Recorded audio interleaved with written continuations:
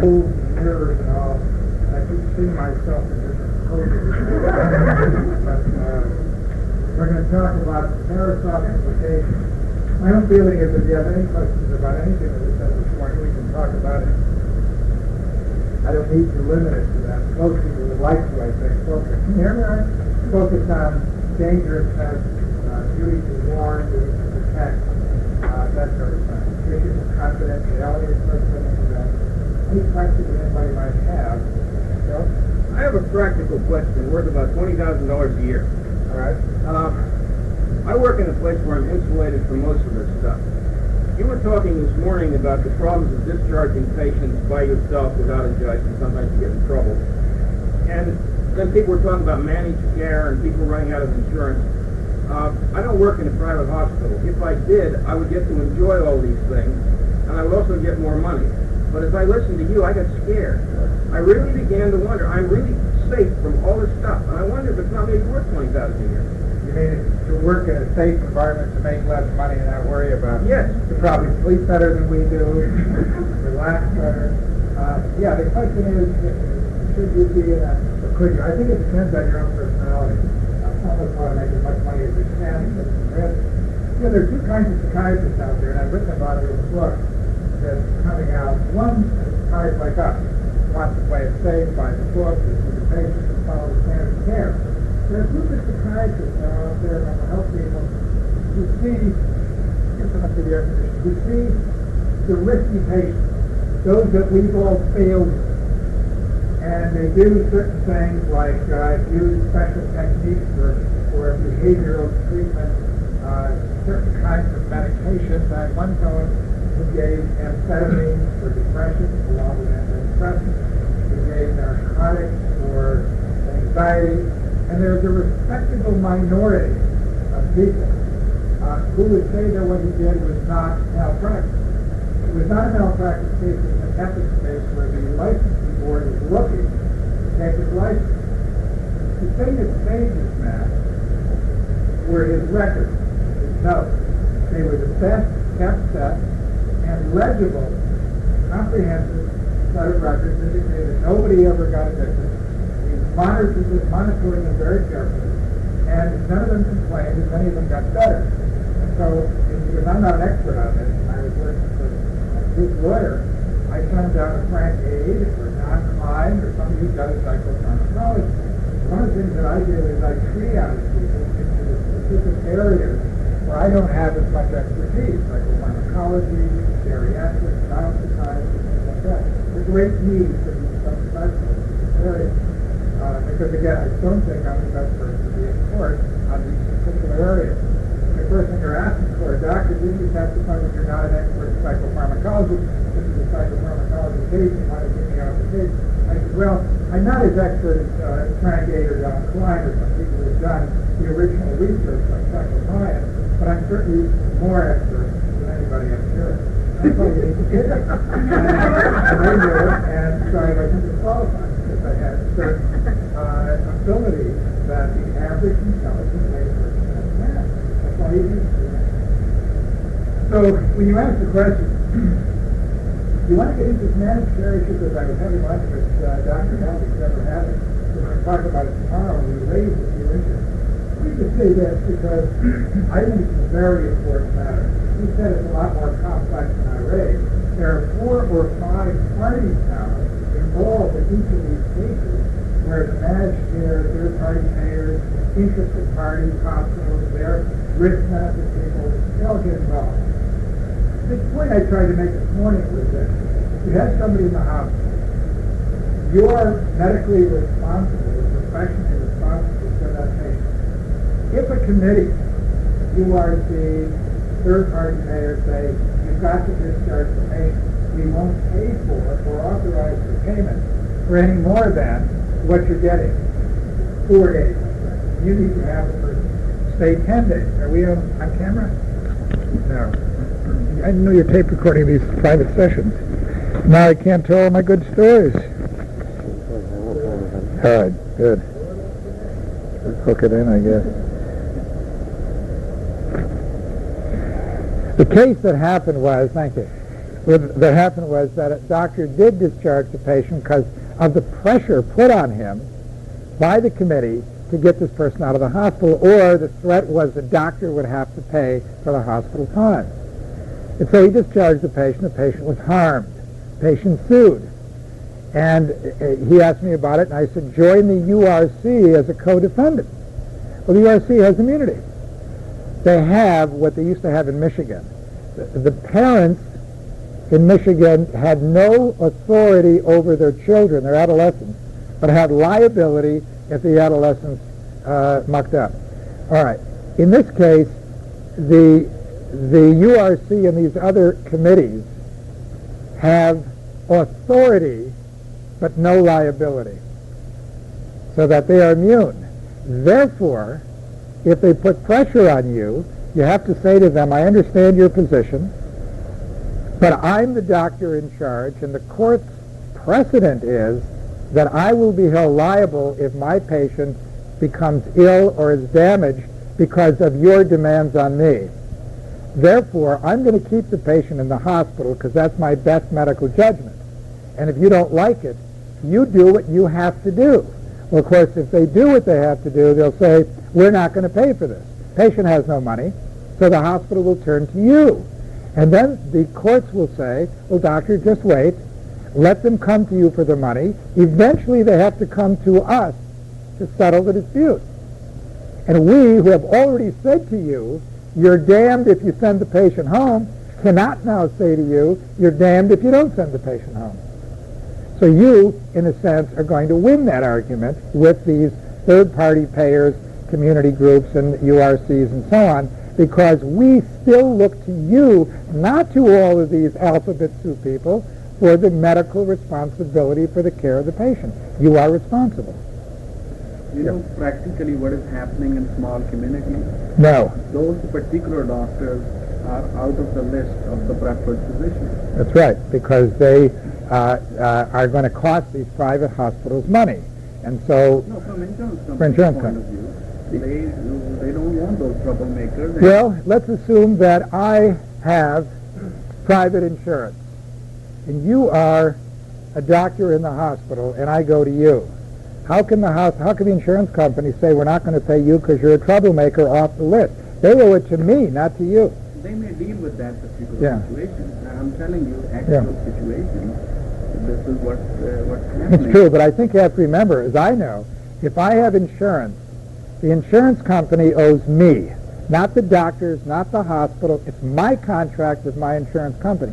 If you're an HMO, if you have other kinds of managed care that Trevor's going to talk about tomorrow, most of which I don't understand, and I told him so, I think maybe there are different loyalties. But as far as I'm concerned, if I'm paying an insurance company premiums, they owe me. I don't care if they don't like you as the doctor. I'm going to you. It's my choice. We're still in America, and I have my choice of doctor. And if they don't want to pay you, let them pay me, and I'll pay you. I'll pay whoever I choose. Now, that may or may not be proper, but that's getting into an area beyond Tarasoff. Yeah. Could you expand on the Tarasoff decision here in particular in the state of Pennsylvania? Yes. There is no Tarasoff in Pennsylvania. We have rejected Tarasoff in the Leedy versus Hartnett case several years ago. However, don't feel safe because there are so many precedents of Tarasoff surrounding us that it is reasonable and proper to believe that if a case comes up like Tarasoff in Pennsylvania, that we will be held responsible. Now, there is another case in Pittsburgh called Hopewell versus Adabimpi, which goes against Tarasoff, but it's because it's not a Tarasoff case. So here's the scenario.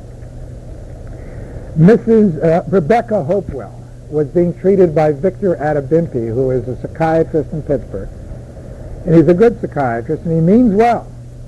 And he's treating her, and in the course of treatment, she says to him, Dr. Adabimpi, things are going so bad at work that one of these days I'm afraid I'm going to explode and somebody will get hurt.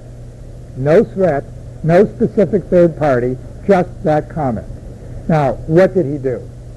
He wrote a letter to her employer saying what she said in the course of therapy, mailed it, and said there is a precedent in California that I do this, that I report it to you, but that doesn't necessarily mean that Mrs. Hopewell is going to be dangerous or violent.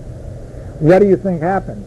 She sued him for breach of confidentiality, and she won. Now, I think it's valid that she won. What should Dr. Adebimpe or any other psychiatrist in Pennsylvania, and that's your question, I guess, what should he have done in a case like that? Number one, he doesn't have to do anything because she's not making any particular threat. Number two, if he's a concerned citizen and is worried about somebody getting hurt, he can say to her, listen, you're my patient. I care about you. I don't want you to do anything violent that'll get you in trouble. How can we do this together to keep you from acting out? One is we can call your boss right now and tell him perhaps to change the environment. Environmental changes and manipulation, we used to call it in the old days, is a valid form of therapy. So you can do that, if she's willing, but not behind her back. A letter, after all, takes several days to reach the addressee, and in that time she could have acted out and become violent. Another thing is, if the doctor wants to, can take her down, make an appointment with her boss. We've got something to talk with you about, and then tell him in person. Or he could put her in the hospital to keep her from getting upset and saying, look, we need to calm you down now so that when you return to that environment, you'll be better able to handle it. And certainly while in the hospital, the social worker there, in preparing for discharge, can help make some changes in her work environment as well. So there are many alternatives that are reasonable that he didn't follow, not because he didn't want to, probably because this is the way he felt best to handle it. But it was a breach of confidentiality. You can't do that even though you believe you're doing the right thing, Spike Lee, so you do it. Now, what is the rule in Pennsylvania then? The rule is that there is this precedent, and if somebody says to you, doctor, I'm going to kill my boyfriend, you've got somebody named, somebody who's findable, you've got to work with this person. I would not sit back and say, well, we don't have a Tarasoff in Pennsylvania, so the hell with them. Not going to do anything. You're a concerned citizen. You have to do something when there's a specific threat against a particular third party. Yeah. What would the obligations and responsibilities be, though, within psychotherapy to explore that comment? I mean, somebody sends a figure of speech and says, "This thought doctor thinks about my boyfriend today." For you to get on the phone with that woman called the boyfriend may be a bit reactionary.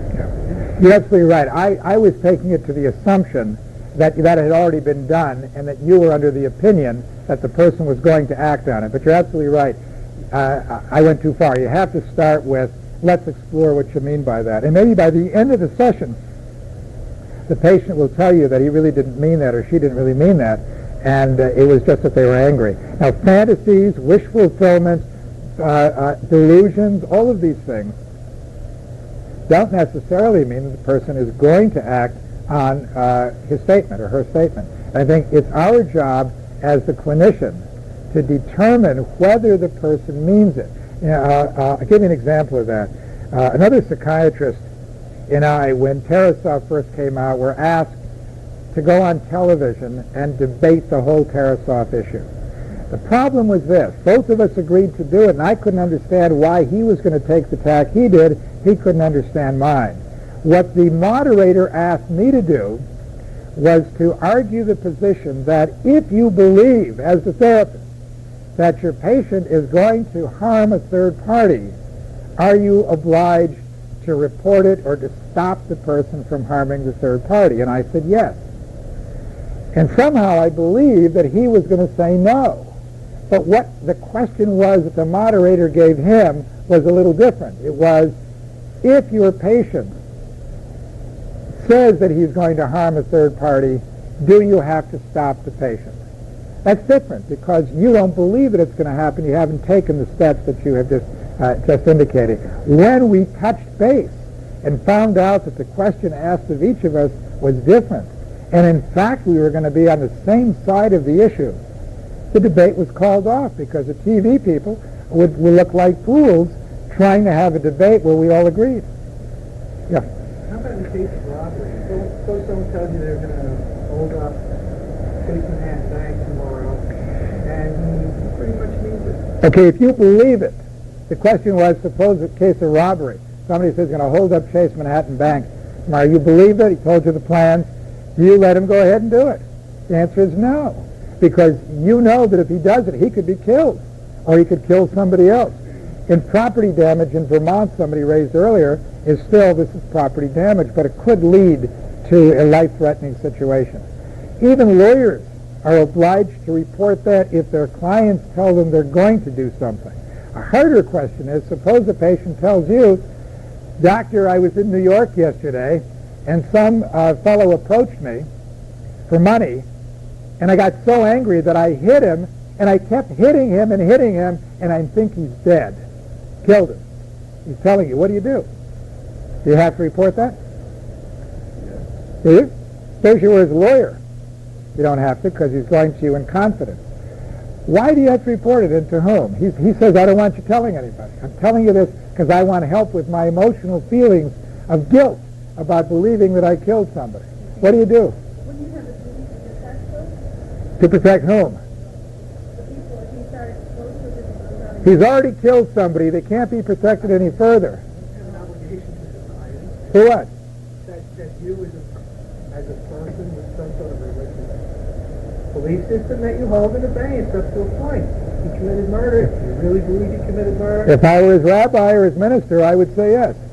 But I'm not. I'm his psychiatrist. He's coming to me and he's telling me in confidence what has happened or he believes happened. You can try to work it out between the two of you. We could do that, but that's not going to, I'm not reporting it. What else can you do? Yes, potential for violence in the future, but what if you knew that it was like a one-time thing, which most murder is, isn't it? Most murder is a one-time thing. Someone you know, and it's a one intense relationship. All right. What if you're sure that he's not going to harm anyone else, it's just that one person he's focused on? My dear, I can never be sure of that, and none of you can ever be sure of that either. But what do? What's a reasonable thing to do when someone tells you that? Why is he so sure that the man is dead? Does he have, did he see him drop Yes. to the And he believes that he's dead, and his head was all bleeding, and he looked like he was dead. And he really pummeled him. He really did it. And this was on a regular sidewalk where other people Yes, were walking. yes. Nobody saw it, nobody was... They may have seen it, but like in New York, you can be held up at gunpoint, and nobody's going to do anything. Just walk by and say, "It's his problem, not mine." That he was sure that the He was sure. Let's say he's sure he was dead. reported to the police. Okay, how do you do that? Call the police and tell them what he Do you do it behind his back or while he's there? I would do it with him. Okay, that's the answer. What I did, because it happened to me. Guy came into the room here in Philadelphia when I was at PGH, when we had a PGH. Whatever happened to PGH? You know, what a loss. Yeah, I know, but it was a wonderful thing. That it's the beginning of the deterioration, I think, and the falling apart, the crumbling of the substructure of our city, the infrastructure, and then PSH and all the other. Anyway, I wouldn't put them on the same basis, but PGH was wonderful. So he tells me this. I said, "Wait a minute, let me check." I said, "Where was it?" He said, 59th and 2nd Avenue. I said, "Okay, call the police in New York. Give me the precinct closest to 59th. Do you have the report of a dead body from yesterday on 59th and 2nd Avenue?" "No." I said, "Are you sure? I've got somebody in my office," I didn't identify myself, "who tells me that he's just killed somebody yesterday, and that's where it was." He said, "We don't have anything." I said, "Fine, thank you very much. So who do I report to now? What do I have to do?" Now I find out this guy's psychotic. This is all in his but you have to be able to ascertain. What I'm trying to get you to do is to think more like a forensic psychiatrist who investigates rather than to accept as gospel, because you talked about the religious feelings I have, what a patient tells you. I think sometimes it's fantasy or delusion, and one of our jobs may be to determine what is real and what is not. I have a question about a 13-year-old who drew a picture that he was going to kill his father, and later found out that he had been part of a drug culture, did have the means to be able to do that, and was intending to do that. And then I found out that the father was also using drugs and had threatened to kill the son earlier, and indeed had a gun in his front closet, saying that if anything ever came of it, he would get his son back. The child was treated, did better, and then dropped out of treatment. When he was he treated as an outpatient going back to the death home? As an outpatient, I also worked out so that he was removed from the aunt's house and was put back in the care of his mother. Not his father. Not his They were father. split. They were And they split. were separated. The lawyer in a quality review case reviewed the records and says now, 4 months later, that I must go back and inform the father. I went through a peer review with other peers, and they didn't feel that at that point I needed to inform the father. The malpractice lawyer of the agency I'm working for now says I must go back. My fear is that this is a kid who I had a Rorschach done on, just to see the volatility, and says that he is well put together at this point, that he's testing out with good reality kinds of ways of being, but that under stress could again become violent, and that he was preoccupied with blood and violence and killing. And I'm wondering what everyone will do. I have to work on this case when I come back. Have you heard all the scenario? 13-year-old boy drew a picture about killing his father. In the course of working on that, I take it you asked him questions about it, and he said, yes, I feel like killing my father. He had no particular plan to do it, but knew that his father had also threatened to kill him. Father had a gun. The boy was part of a drug subculture and had guns and other things available means to kill his father. Now, one of the first things I would do, because now we're talking about what are the ways of determining, this won't answer your question, but maybe it'll be helpful, whether a person is suicidal or homicidal. The first thing you ask is, and you've already got that for level 1, are you thinking about killing yourself or someone else? The answer is yes, thinking about killing my father. The second question is, do you have a particular person in mind? That's level 2, yes to father. So it's getting a little more focused and a little more frightening. But of course in suicide, level 1 is only for oneself. Third level in homicide and the second in suicide is, do you have a particular plan or a means by which to carry out this feeling or threat or urge or wish or fantasy? And the answer is, if the answer is yes, I've got my buddies in the drug subculture and they have guns, I know where to get it, and I would take one of those guns and on one afternoon when my father wasn't looking, I'd blow his head off. I mean, if he tells you that, well, I get really nervous, and then I think you have a Tarasoff issue. Absent that, however, something less specific to the effect, well, I haven't really thought it out, but what I have available is this. In suicide, of course, yes, I'm going to blow my head off. The fourth question is, do you have the means by which to carry out this particular plan? Yes, my buddies have a gun, I can get hold of it. My father has a gun, and wouldn't it be ironic, doctor, if I used his own gun against him? And that's happened too many times in my practice. And the fifth question, which is the one that puts them in the hospital if it's an affirmative answer, is, have you practiced? That is, have you taken the gun, empty, put it to your temple, and pull the trigger? Have you cut your wrist to see how it'll feel when you cut your throat?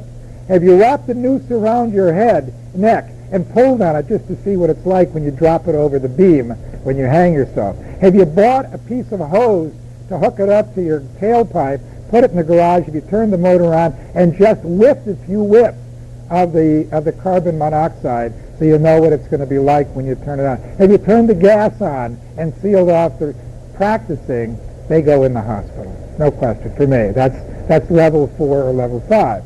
Your guy never reached those levels as far as I'm concerned. And you have treated him, and he has improved. It makes no sense to me, personally, and again, I don't have all the data, and so just because this is on tape, it can't be used in court. This is a disavowal. That it makes no sense for you to stir up the fire and tell the father, because that could only lead to the violence which the law has been enacted in order to avoid. And I always call these things a neurotic law, because what's a neurosis? A neurosis is bringing about the very end result that your behavior is designed to avoid. And so you know what I'll mean when I talk about that. This law is to avoid the violence, not to stimulate more. And I would agree with you if you've said it, and if you haven't, you can, and I would agree, is that if you tell the father, it's more likely to stir up the hornet's nest, and he'll probably get killed or somebody will. Now, are you still treating the boy? No, he dropped out of treatment after 3 sessions. Okay, so you have no more responsibility now for him or his behavior. The problem was that the case was opened up in September by mother calling just to find out what was the result of the psychological. And I last saw the patient in May after he decided he didn't want to come anymore. All right, and in that time he has not done anything. And it's very likely that if he were going to do anything, he would have done it by now. Yeah, that's a good argument. The other is that there's always the potential. If the father comes at him with a gun or threatens him, he may preempt the father. This is what we're worried about in the Middle East. Who's going to make the first preemptive strike to avoid, the violence when it all comes down? So he might go after his father in order to save his own life. And again, I've had a number of kids who have done that. Not that they told me they were going to do it, but I see them only after the end result is done. Again, if the lawyers say you have to do it, is this technically correct for them? Do they care about the life, or do they only care about you're not getting sued? I don't think you have to tell the father. And anybody thinks you have to tell the father? Did anybody here tell the father? Not unless there's a danger. I mean, the whole issue rises with telling that there's a real danger. Danger to the father. Get hurt and then, all the ramifications are... But I don't know. I haven't seen the patient since May. Yeah, that will be my concern too, because the case was closed in a very, I don't know what word it would be, it could even be considered an abandonment case, which is another big whole issue. One Rorschach does not a summer make either, even though there is some violent stuff in it. Yes, in the back.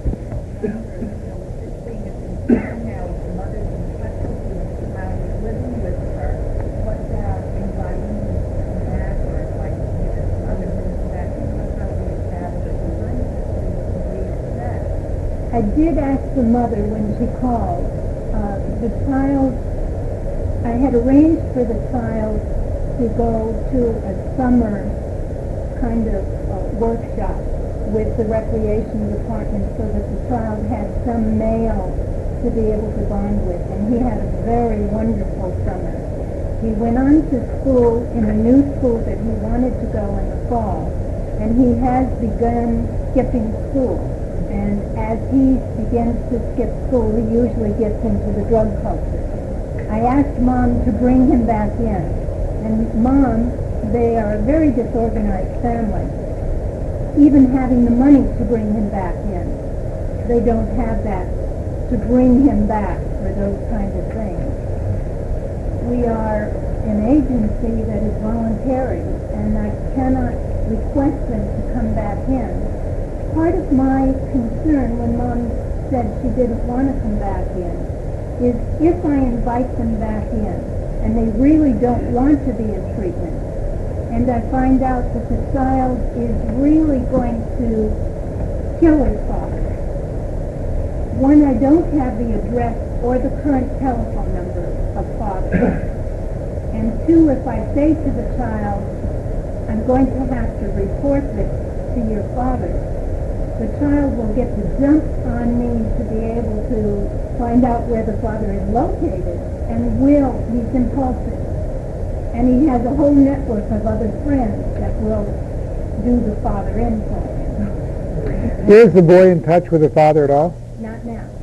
All right, if he's not in touch with him and there's no stimulus from the father to the boy and nothing going on between them, and he's not threatening to kill his father now, and he got over that initial one, just because there's blood and gore on the Rorschach, he may kill somebody else.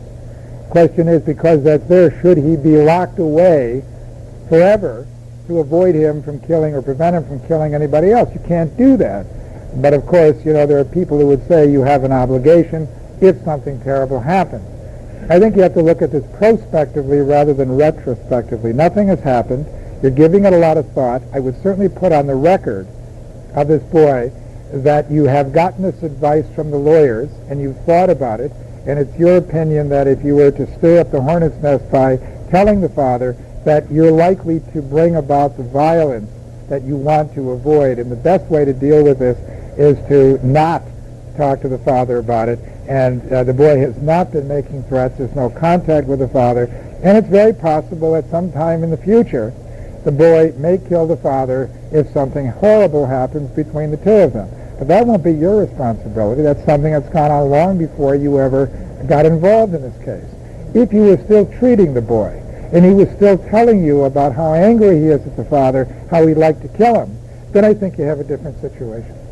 Do you think that Go ahead. is there a point in this case, and then again looking retrospectively, to consider bringing this up in the context of family therapy, and if you in the context of therapy with the mother has already mentioned this to the mother, or has the son told the mother about the possibility of him having these thoughts about hurting the father? I did bring it up in therapy, shared it with Mom as soon as they had talked with me, and I have a contract with the son that he would stop selling drugs and that he would not hurt his father. And it is signed by Mother, myself, and him at the time. The lawyers say to me that that contract will not hold up in law, in court.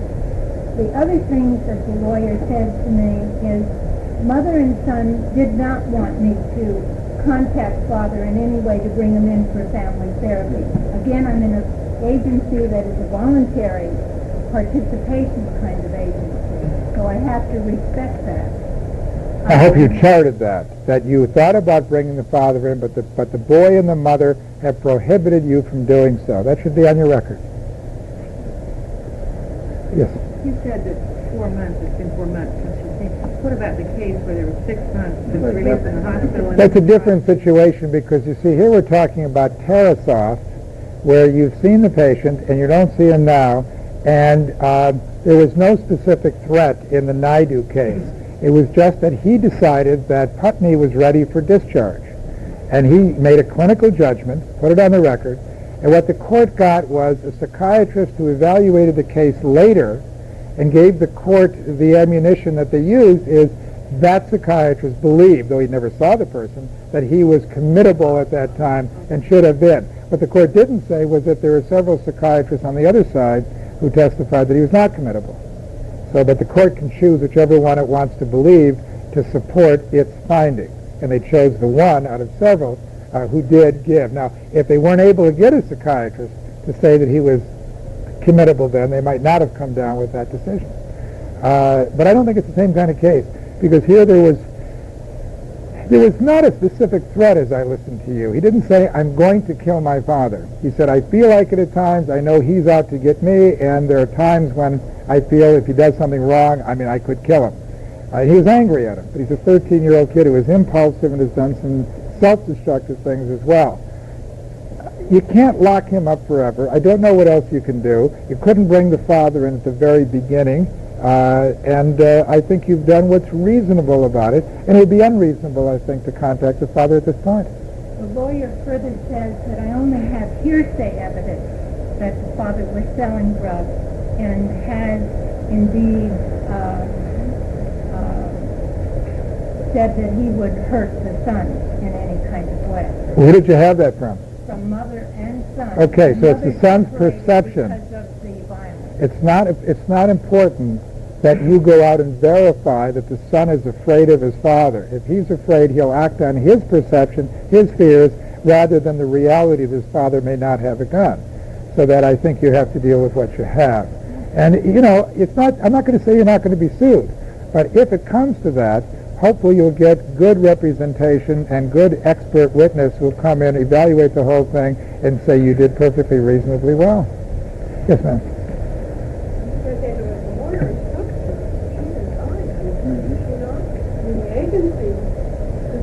The agency said that Wait a minute, you got which lawyer? Is this your agency lawyer? Their agency lawyer says unless I do this, they will not represent me in court. Oh, unless you do this, they won't. Suppose you do it and then they have to represent you in court. Now, I would have a dialogue with that lawyer, or maybe you can get another legal opinion who could discuss it with him. Or one of the things that we don't do enough of, and judges are there only to handle cases, so that if a conflict comes, you go before the judge and he or she makes a decision. What's wrong with, in a case like this, if you have a friend who's a judge or somebody on the bench, you say, look, this is not a case yet, but it might become. The lawyer for the agency tells me I should do thus and so. Suppose you were the judge arbitrating a case of this type. What advice could you give me? You won't have it, and you can not, you can take yourself out of the picture. But I need to know from somebody who doesn't have a vested interest in protecting their own neck.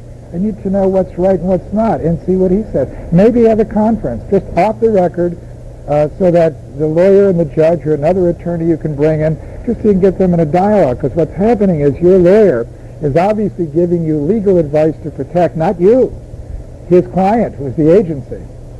And it may be that he is not giving you the best advice. One of the things that might help is that if you were to tell the lawyer that, in fact, you're going to document that there's a possibility that this kind of action could actually cause this problem, then his client's actually at risk for this. And so then he wouldn't be protecting his clients anymore. Exactly. You put it on the record. You say, look, you're saying to me that I must do this or you won't protect me. Suppose, because I've consulted with people in Philadelphia at this big meeting, and there seemed to be a consensus that I could be doing more harm than good. Suppose instead of protecting your client, your advice, which I'm writing down because you're also subject to malpractice for giving bad legal advice, suppose it actually brings about the violence, and then we all get sued. Are you telling me that you're going to support me? And when I got up in court saying, I didn't want to do this, but the lawyer said I must, are you going to take the rap for all that? I would lay it right on the line to him. See what he says. But by the way, this might be the same kind of case as the URC. I only gave you recommendations. I didn't tell you that you had to do it. The clinical judgment is yours. So I think you have to keep that in mind, too. What I also was suggested to do when my peers talked about it is that I say I wouldn't do it and lay it in the lap of my administrator to keep my therapeutic relationship with the patient, and have my administrator feel that if he needs to do that, he can go ahead and do that, and that I would serve as a liaison to be able to get that done. And that the four of us, the lawyer that gave me that kind of counsel, and his supervisor, and myself, and my supervisor, all sit together and discuss the case first. That's, I think, what I'm going to recommend. That's a very wise idea. So you all sit down before you do anything, hash it all out, and make sure everybody knows what everybody else is thinking. And if you need to, you can even bring in, as a friend of the meeting, one of the local judges who will tell them, because there are a lot of friendly judges who want to avoid conflict if they can help it, and give an off-the-cuff remark about what they might do. Okay, yes, ma'am. I have a question about Tarasoff, and does intent have to be established? Intent to harm have to be established, or is it enough that the client poses significant danger to someone else? The question is, does intent have to be established, or is it enough that the client poses a danger? I think the answer is yes and yes.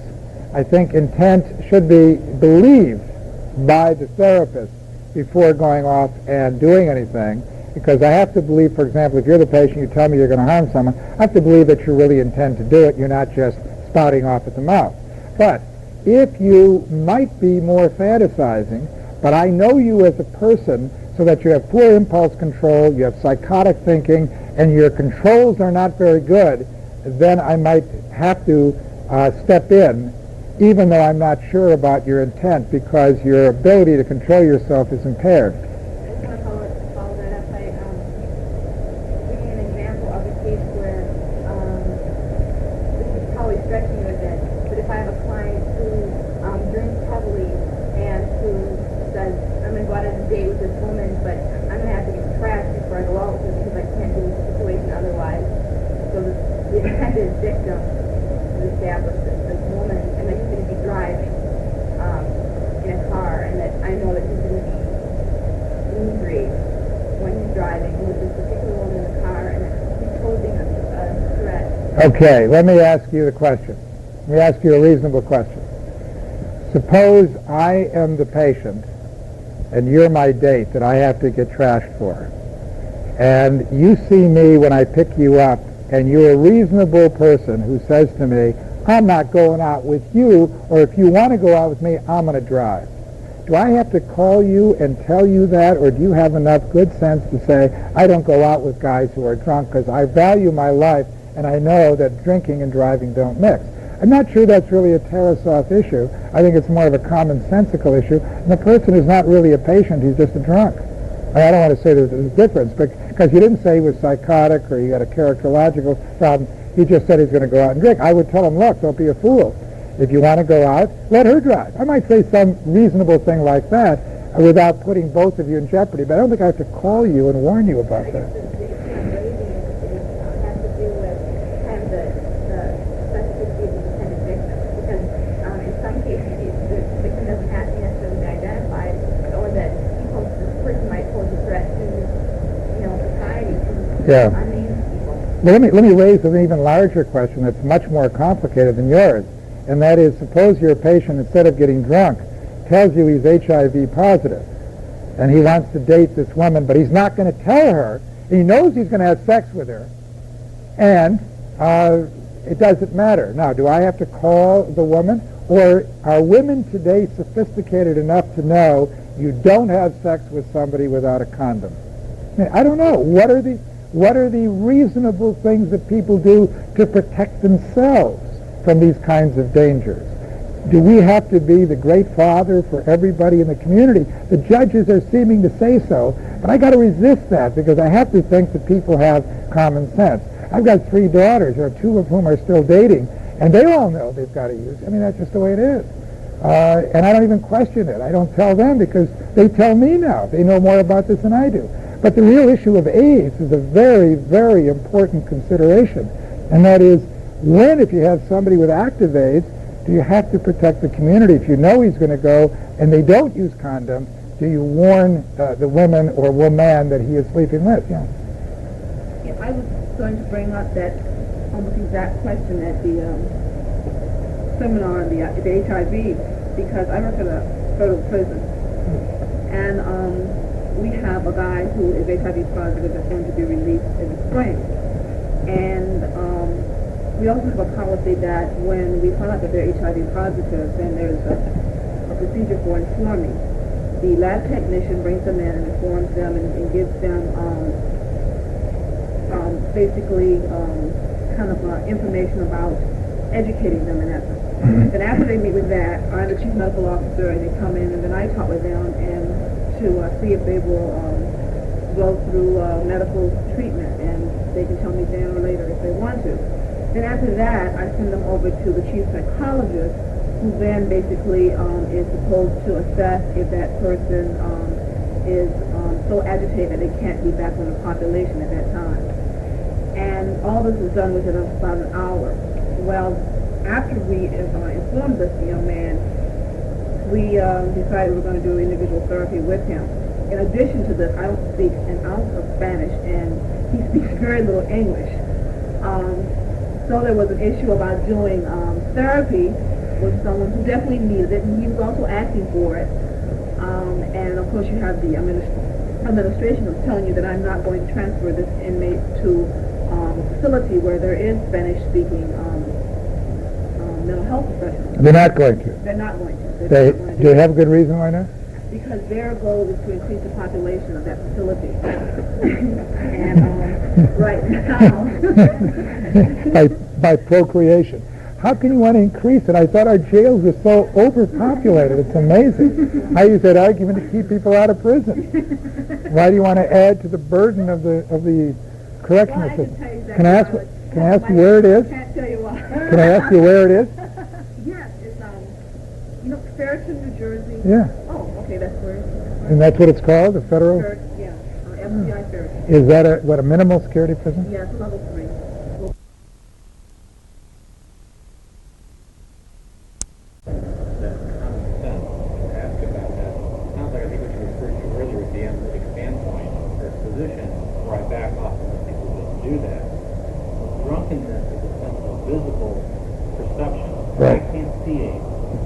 Right. So if a patient comes in and says, I have a gun in my pocket, I'm going to go over there and shoot someone, you verify that it's true, and then you report. Right. If the patient says, I have AIDS, you verify that, I think you do the duty to warn, because the patient will look at the how you look at it. And I think the best people to warn is the health department and let them take care of it. But the problem is some people don't want you to even do the testing for AIDS. They don't want to know they have it. Does the health department have any jurisdiction to report that? I'm sorry? Does the health department have any jurisdiction?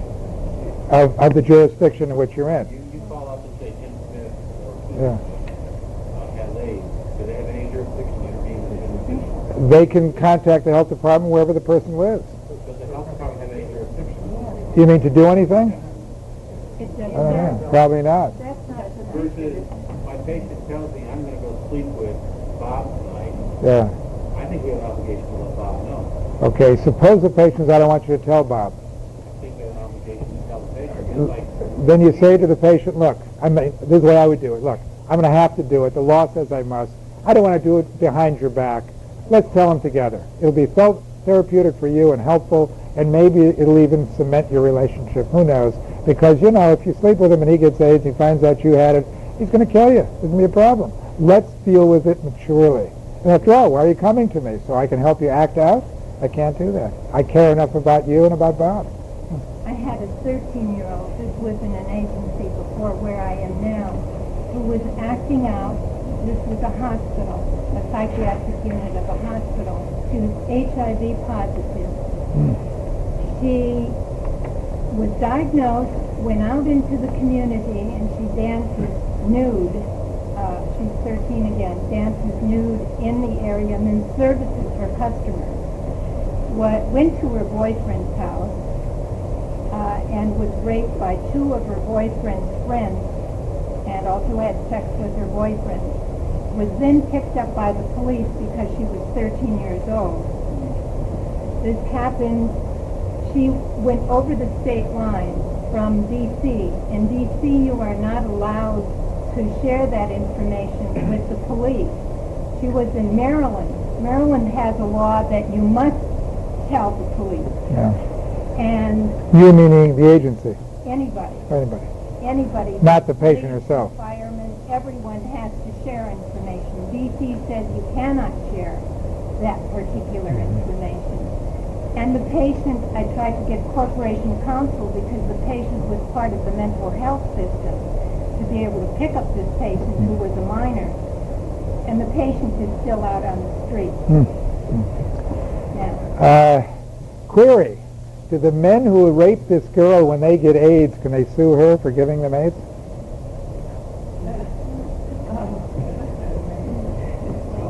Like the old joke about the lineup and the girl standing there and he says, that's her?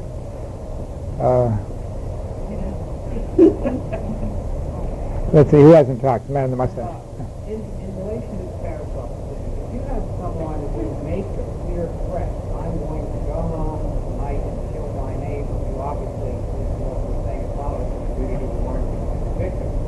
What about your duty to go beyond that and initiate an involuntary commitment on that? Oh, well, I'm saying, All you have is a threat without the act of further. well, the involuntary commitment, though, can only come if you have both a mental illness and the violent behavior that is part of the mental illness. There are people who threaten to kill all day long who are not mentally ill, and you may not be able to commit them under the Mental Health Act. But then, of course, you can call the police. You see, what we forget to use is that great resource out there that is paid to safeguard the safety of the community, and that's the police. They're the law enforcement people. We are not. There seems to be a shift, though, from police to mental health professionals. How many of you have ever worked in an emergency room of a hospital, and the police bring the alcoholics into you, and they say the guy is threatening to kill his wife, he must be mentally ill, you take him. I always ask, whatever happened to the old drunk tank? Put him in, they quiet down, and the next morning you let him go. They do all kinds of things. They're drunk. They're not mentally ill. They're just drunk. But the police now are shifting those onto mental health, and we're not recognizing that we're being had. Yeah. This business about you have to have mental illness to commit along with the threat of the act, the dangerous act.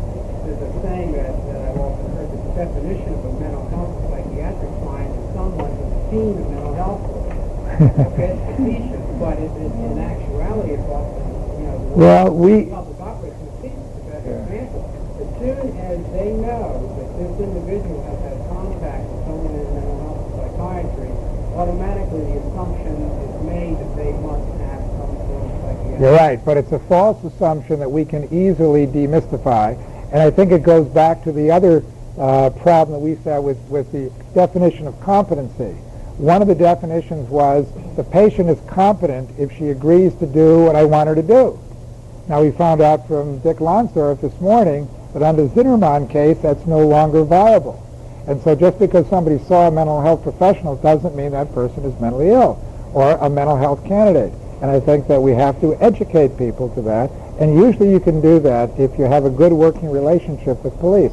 One of the things we tried to do at Penn a few years ago in some research is we brought together mental health, police, law enforcement, judges, lawyers together. Many of them didn't even know each other, that they existed. Yet they all worked with the same clientele, and they shared information and notes. And this is an NIMH project that we could have people communicate. It seems to work because then you don't compartmentalize, but you can now have a free flow of information where the right person gets into the right place. In small communities, it's very easy.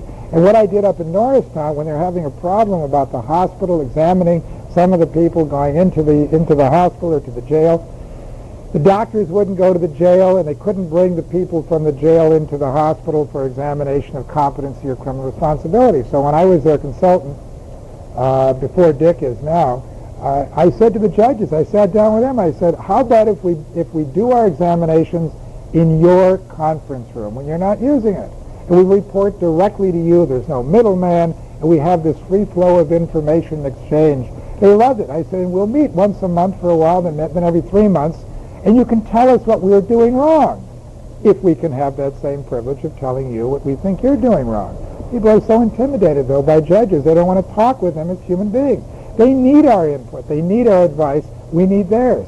And so I think education has to be one of the major thrusts of what we do in terms of teaching people what we can do, what we can't do, and letting lawyers and judges and police officers and mental health people talk to each other so they know what the other is able to do and what they can't do.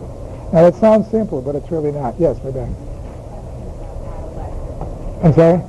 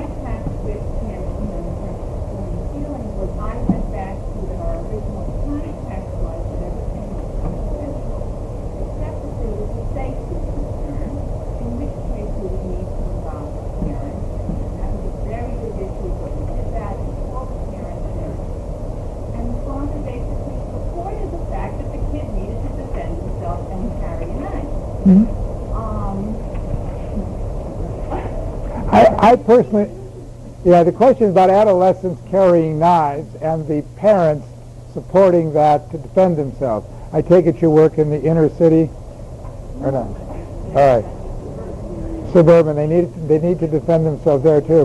Well, the problem is that there is a lot of violence in the high schools, and parents have to help their kids learn how to take care of themselves in this crazy world. And one of the ways that some people know is you better carry a knife because if Johnny pulls one on you, you've got to defend yourself. And I'll teach you how to use it because that's the culture.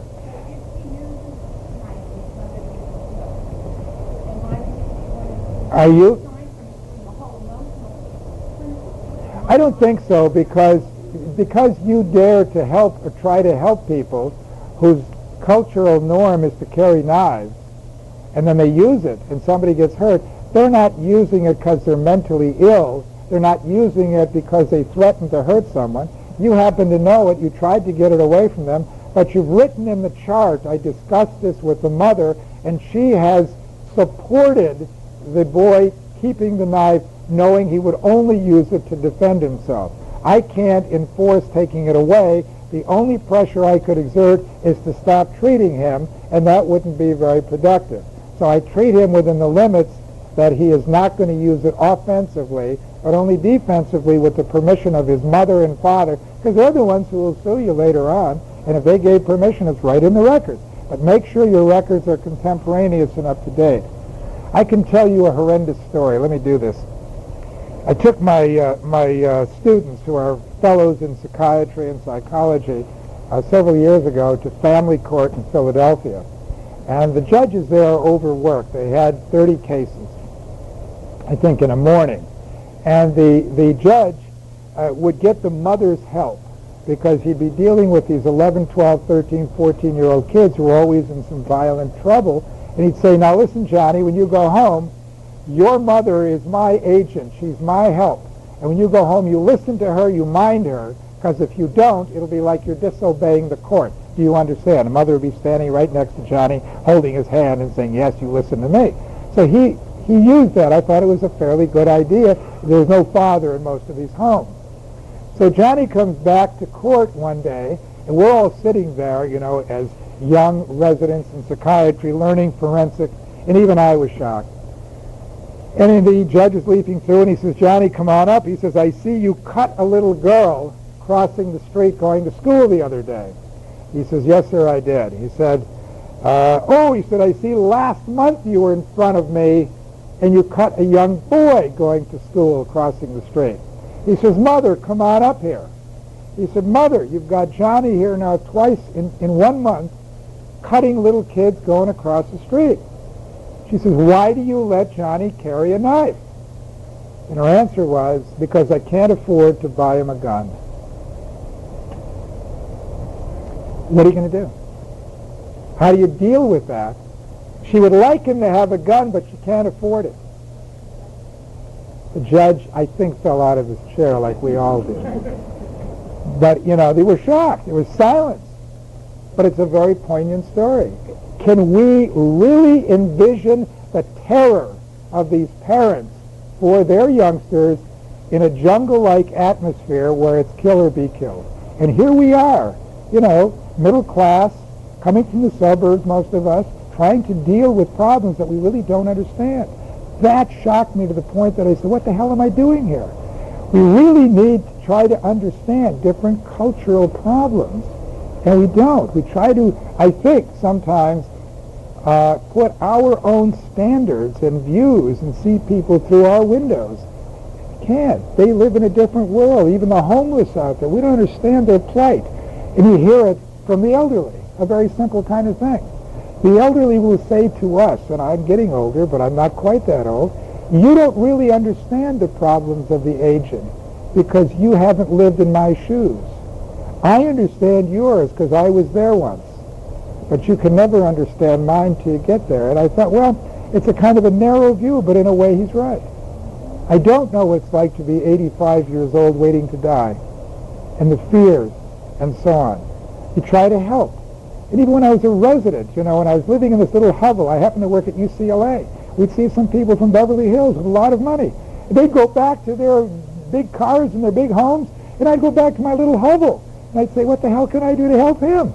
And even that kind of reverse cultural problem couldn't really understand. One guy came in because he was a poor Beverly Hillsian. He had moved there when the prices were still low, and he felt inadequate because everybody else had all this material stuff, and his family couldn't afford it. And it was a very serious problem for him, which I couldn't really understand. Appreciate it. I'll be honest with you. I think we have to be honest with ourselves and with each other, or we can't do this kind of work. Yeah. I think it's very important to recognize another side of this, though, and that is that many parents do not do well by their children. Oh, all right. Many parents do not mean well by their children, we've been heard. I think you're right. Well, I wanted to ask you what you've ever talked to the ACLU about some of these issues. Have you ever talked to? The ACLU about I try not to. I support them. Well, I support them. I think they mean well. I was angry at them at one time when they when they supported the Nazi Party in Skokie, and I wrote to them and I canceled my membership. And the guy wrote back a very nice letter. He said, Dr. Sadoff, if we only supported the issues that pleased you, we couldn't be doing our job. Well, I send them a contribution when I say I wish you'd educate yourself about mental illness, which I think is more important than the speech. That's the one. I think they do a good job, but they do alienate a lot of people. But they don't want to understand mental illness, and they don't want to understand that some people are delusionary. Well, they want to believe that everybody who comes in is lucid, and whatever they say. I hope they have a little more insight than that. I don't know. All right. Well, I haven't had that experience with them that you have then. Any other questions? Yes, ma'am. Way in the back. Here's a situation with a bipolar person who also had a chronic habit, and I was actually a registered nurse. And the psychologist stabilized him and ready to discharge him with that, but he was quite frank about the fact that he'd been a registered nurse and he'd taken class recreationally, he said on the weekends, even though the evidence of the content was more frequent than that. And the staff wanted very much to report him to the licensing for nursing. And I just wondered if you've run into that situation. I run into it with doctors who abuse drugs, and we've had some very important cases, legal cases, criminal cases involving that.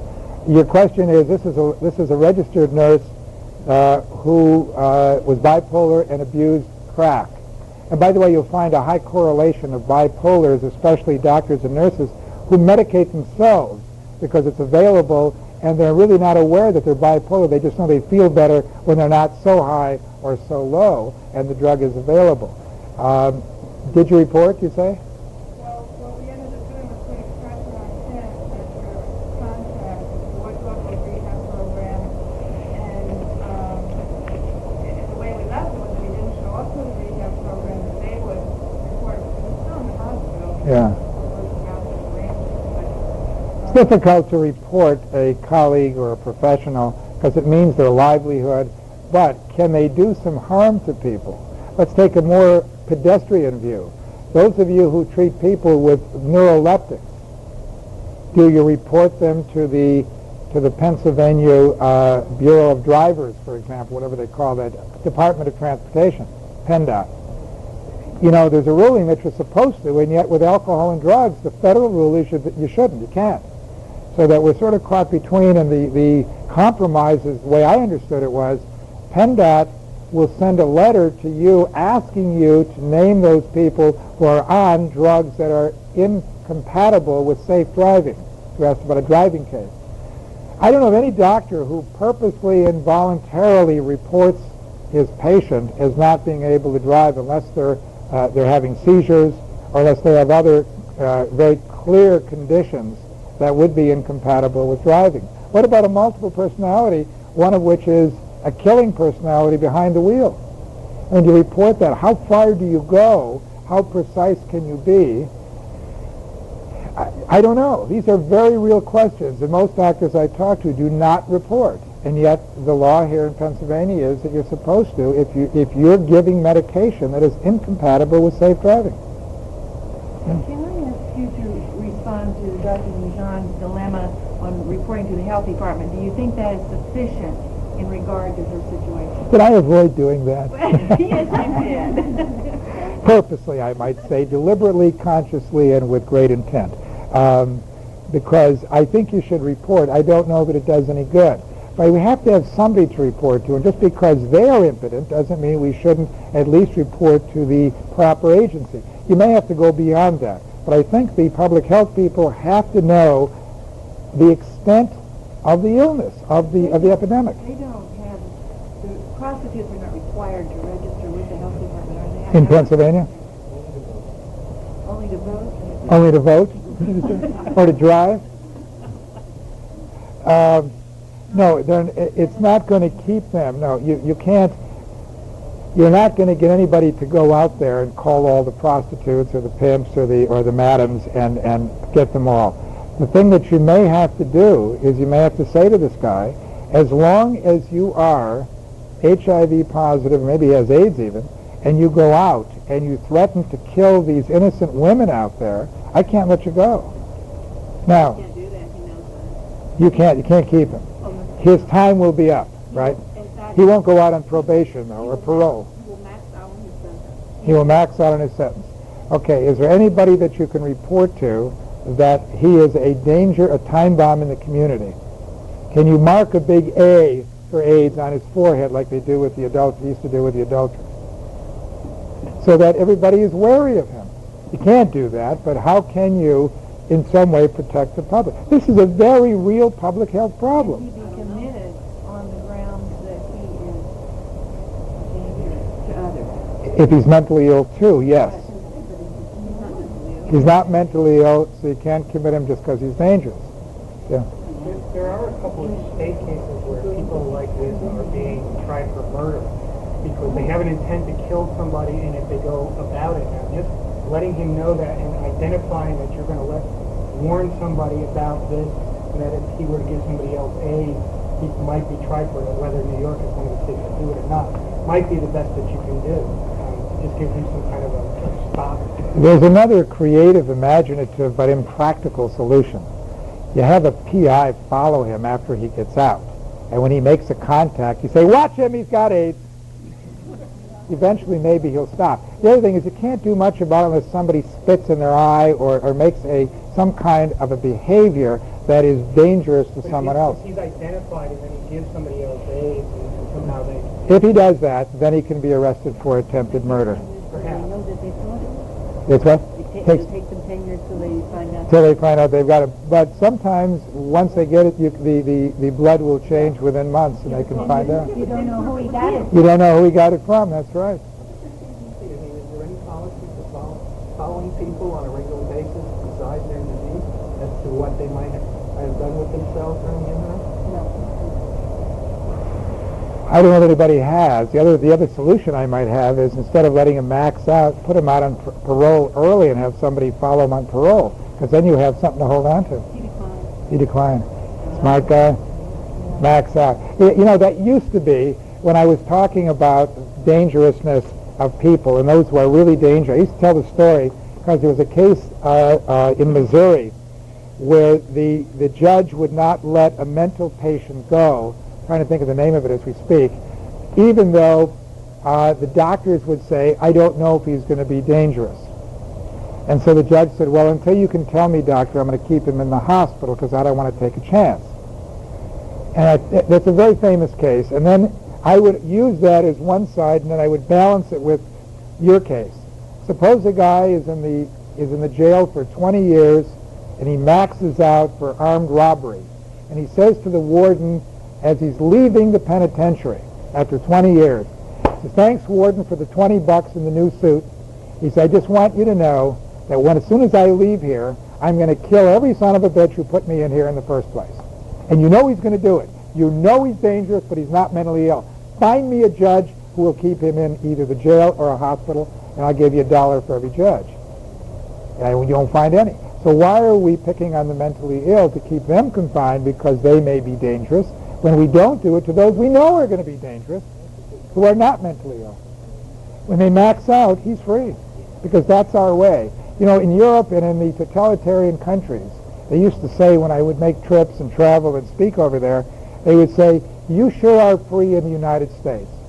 You're free to kill, you're free to do this, you're free to do all the terrible things that we don't let people do over here. And I say, thank you, I'll keep our freedoms. And because we have freedom to do what we want to do too, we're not under some big daddy's authority. Are we ready to break? No, time flies when you're having fun. Anyway, it's break time, unless you have one burning question.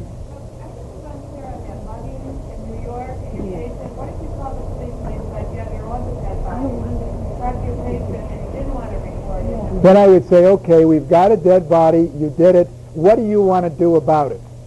I mean, you're feeling guilty, you're coming in here. My suggestion is you confess, tell them it was in this kind of a thing, and I'll try to help you because you're a patient. We'll work together on it, but I think you ought to take it, because otherwise you're going to be a fugitive all your life, and they're going to catch you, and when they do, they're going to burn you. Let's do it the right way, responsibly. I'm your therapist. I've got to represent responsibility and reality for you, or what good am I? He might not do it. I wouldn't. I don't think I have the ability, the authority to report it because he comes to me in confidentiality. He's not about to kill someone else. I can't save anybody else's life. It's already after the fact, and that's all I can do. I'd probably get a good lawyer to talk to, though. Just one last question on patients that threaten the life of the president, such as Hinckley had done prior to he actually shot Reagan. Well, you ask a good question. What about people who threaten the life of the president because Hinckley had followed Carter before he shot Reagan? You know, there was a lawsuit called Brady versus Hopper. Brady was the press secretary, sued Dr. Hopper, claiming that Dr. Hopper knew or should have known that Hinckley was going to attack somebody in authority in order to impress Jodie Foster. They threw the case out in Colorado, and on appeal, they upheld the throwout. And I'm delighted. I volunteered to go there and help this man for free because I thought it was an egregious claim that if that won, none of us could ever practice outpatient therapy safely again because we don't know if our patients are going to hurt anybody. So fortunately, the law is still on our side in the sense of protecting us from these unusual kinds of demands that people sometimes make. All right, well, thanks very much. We'll see you around.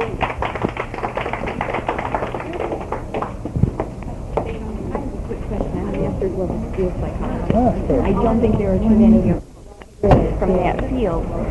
They treated, I'm wondering, is there any, what I'm hearing at this conference, that would try to imagine more in the school? If some student says to you that he's going to kill someone else, you think if the student tells you, tell me more about it, it's elaborate. Who do you want to kill? Why do you want to do it? Sure, it's like, find out. I want to help you. Got to kill your parents? We have a few minutes? Yeah, your behavior is your life. And the relationship principal doesn't want to do this. Are you serious? I'm new with this. Yeah. Second year, and I have this full time. Oh, is that?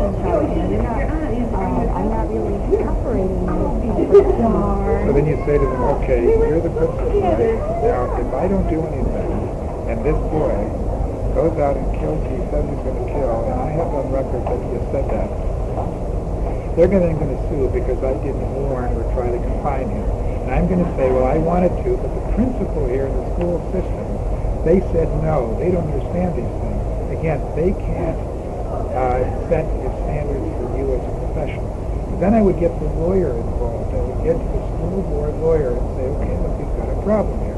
You may want to get a mental health lawyer to consult with on this because I think we have a very real problem. I'm trying to protect your agency, your client, and they don't want to protect themselves because they don't know any better.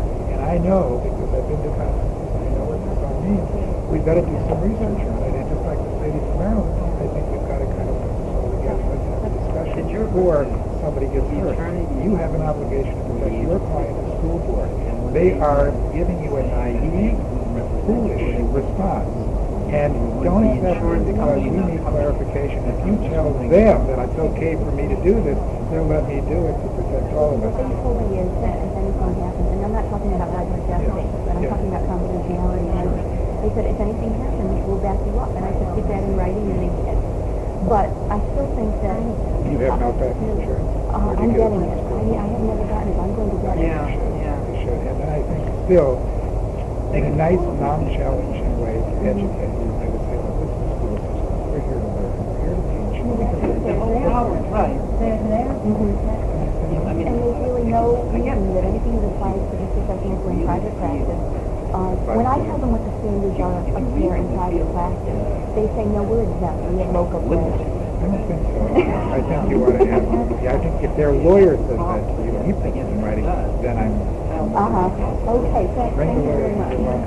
Oh, it was so helpful. I wanted to ask you, Dr. Sadoff, is there no point ever in the summer for clinicians would come and kind of get some refreshing, even on a volunteer basis, to the University of Pennsylvania? Well, I would love to say yes. What I teach is, I don't do it in the summer, I do it during the end of the Apple Games, which is the American Academy of Cartoon Law, in October through May. Any way of finding out whether... I take a long summer vacation from May to October. Yeah. But now maybe if you put enough pressure on the University of Pennsylvania, enough people Yeah, I want live to in New learn. Jersey. I'm on the counseling faculty at a college, and I have a private practice. And just, kind of talking to the master, I'm sharing a conference next year on legal issues, because there's so much of these cases coming up. Like, if you do A, you get sued. If you do B, you get sued. And where does, What you might do is, if you can't do university, if there's a group of you who have an interest, want to have an ongoing series of seminars, you might do that and then call in various experts. In New Jersey, Michael Crow, who's a law professor. Michael Crow, and he'll be here tomorrow. Oh, okay. Well, and he was the mental health advocacy advocate for the state of New Jersey. Okay. You have other, lawyers working there, other psychiatrists, I'd be happy to come over. Then you could have a series, and you could address various issues over the summer. You can have 4 or 5 conferences. That'd be great. It probably wouldn't cost very much anyway. Okay, and you'd be interested? Oh, sure, I'd be happy to come. Oh, I do it all the great. time. Do you have a card or anything? Oh, sure. Great. I had 3 different kinds of cards. Should be a vehicle by That's right. Maybe it's like an endangered species, Let me see if I have the... have a judicial intervention in any way. Okay, great. Thank you very much. You're welcome. Okay. Hi, I'm an officer transfer. I'm from Boston. You're Boston. Oh, Framingham, Boston. I mean, You're psychiatry. I'm a clinical psychologist. And I was just going to ask, I don't know if you had discussed this in the first workshop when you did it. When you're coming to hear the second version of Tarasoff. I was under the impression, correct me if I'm wrong, that attorneys, I'm an attorney at law. My occupation, I had a client who comes to me and tells me leads me to believe that he's going to do something for somebody. I had recently, well, not so recently, the last month I heard a presentation where the attorney, because the attorney-client privilege is mandated by law to report that. Yes. There's a question. No, if he is told by a client that he is going to do something, he must report it. It's only if he is told that I've already done it, doesn't it? That's kind of the way I heard it, the way it was presented, at least in our state, to the attorney, that when even a future act, No. Lawyers are citizens and they have an obligation to prevent and violence. I was going to raise that question No, because it's in true. terms No, of you can ask if any it's lawyer. Tell you what, Michael Perrin will be here tomorrow. He'll answer this for you. He's a lawyer, a law professor, working. No, it'd be interesting to hear that because when I heard that, I'm sure that's true. when I heard that in Massachusetts from this attorney, Dr. Tom Goodhouse will tell you. Tom? yes, he doesn't know me by name, but it kind of raised a lot of our questions with Tarasoff. And You're going to be in the second group. I'm going to be in the second group. Ask questions. Don't waste it all now. I just want to say thank you I got your letter. very Thank you. It must much. have been your letter. Yes, it was, Thank and you. I really appreciate Well, good. I it. hope you got Thanks some again. help. It's very I got helpful a to us. lot of help. When residents ask me questions, I say, look, I'm not going to answer you right now. Bring it into our seminar. Yeah. Nobody else can answer it. I really, really Well, appreciate I feel uncomfortable with the position they Thank put you. you in, but I hope Yeah. you'll get out of it. Okay? I do If too. not, No, I really like where I am. I'm sure you do. Take care and Okay, thanks again. Are you near Baltimore at all? Or are you down near I'm Washington? in Washington, D.C., You're right in the Washington. middle of the city, and that's why even informing the police had a lot, Yeah. I mean, they can't protect the kids, they Yeah. can't protect the They'll father. change when they become a state. Yeah, I think so. Thank you again. You're I welcome. just wanted to... Can't resist asking, I hate because I know you've got a long way, Ray. You may not remember I met you at the Richards trial in Carlisle. I'm Martin Yeston. Oh, yeah, From Dauphin sure. County. Oh, sure. Just curious what you thought of that version. I didn't hear anything. I didn't hear anything. No, nobody ever called me and told me. Didn't even call you. I assume you lost. They lost. Well, otherwise they would have called. Yeah, they lost. Yeah, right. And not only did they lose, but the jury put 100% of the blame on Mr. Richards. Oh, really? For what happened. Huh. That's what Yeah, I didn't hear all that I thought, testimony. I thought. I'm sure there was testimony that came in I didn't hear. Yeah, I sat through almost the whole trial, and I didn't think they were going to meet that gross negligence. Yeah. I think negligence maybe was gross was tough, but I didn't think they'd turn around and put it's actually 100% of the blame, saying that he was passing them the terms of that they used in the decision, or that the defense used, and that was quoted in the decision, was that he passively incited what he did. Wow. Well, if you see the lawyers, it'd be nice to hear.